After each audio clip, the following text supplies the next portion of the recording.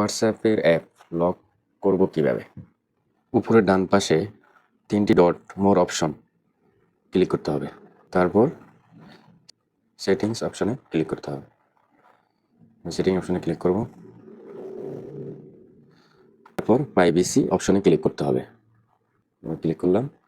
তারপর ইনস্টল করে নিচে চলে যেতে হবে। ইনস্টল করে নিচে যাওয়ার পরে যে এখানে লেখা আছে অ্যাপ লক, এই যে এখানে লেখা আছে অ্যাপ লক, অ্যাপ লকে ক্লিক করতে হবে। অ্যাপ লকে ক্লিক করলাম। আনলক উইথ বায়োমেট্রিক্স, মানে আপনার ফিঙ্গার দিয়ে আপনি অ্যাপ লক করতে পারবেন, ওপেন করতে পারবেন। তাহলে আমরা এখানে তারপর এই যে কনফার্ম হয়ে গেছে। এখন অপশনটা হলো অটোমেটিক লক অপশন দেওয়ার পর এখানে ইমিডিয়েটলি দিতে পারেন এবং তাৎক্ষণিকভাবে আপনার অটোমেটিক লক হয়ে যাবে।